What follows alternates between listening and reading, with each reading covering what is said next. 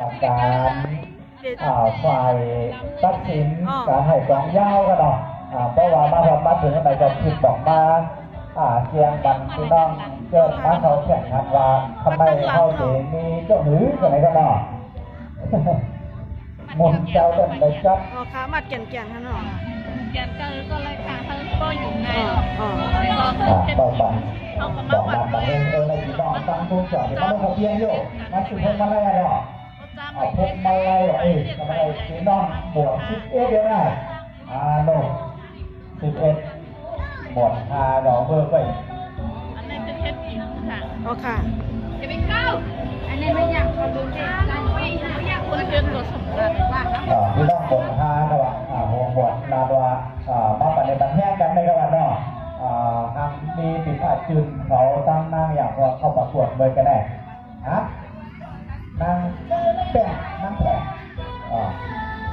นั่งเนี่ยนั่งเนี่ยนั่งเนี่ยอะไรปีศาจจืดกันหรอเป็นตัวแจ้งของบทห้าพี่น้องบทห้ากันหรอพี่น้องบทห้า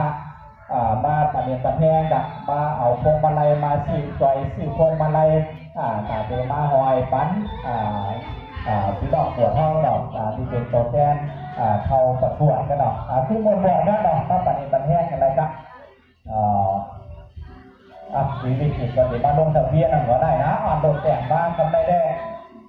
พอเป็นเขาได้ตั้งแต่ในจากพวกเราเห็นปันเอาได้ต้องแต่งเขาวันไหนฐานะ2-3ตัวเพื่อนทำได้แน่นอนเพื่อนเป็นในบ้าน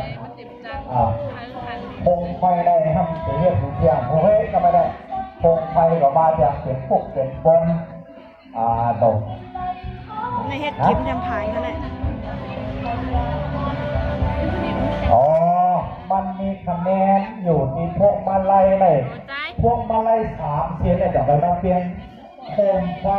5 เสียงก่อนนะเสียมาพวกมาลัย5 เสียงได้คะแนนนั้นเป็นกับนั่งโคมไฟใน1 หวยวะเนาะ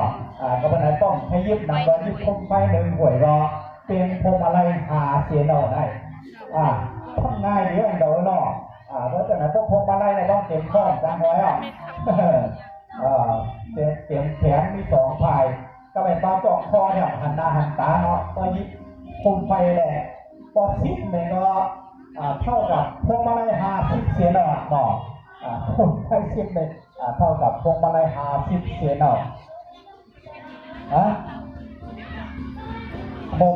คุมไฟ1 หวยเท่ากับพวงมาลัย5 เซนในกระการถือได้เหมือนผู้จ้อมมาถามด้วยตั้งฝ่ายทำนายไปเร็วได้แน่การหลงทุกสักหลงมดเอาไว้ได้นะกันมาหิมกันแล้วสารพัดต้นเดินทางเต็มแล้วพี่น้องบวชท่ากันแล้วมันก็ได้โดดกันมาแต่วันกันมาพี่น้องบวชเราดียังไปในมามีพวงมาลัยไหนมีโคมไฟก็มาเอากันหน่อยมาซื้อตัวตัดดีมาปฏิบัติแห้งตัวแก้งบทเท่าเนี่ยก็เราใส่โคตรได้มาผู้บาหางดีมาลงทะเบียนได้พี่น้องพอเพื่อนเราไม่ให้เรา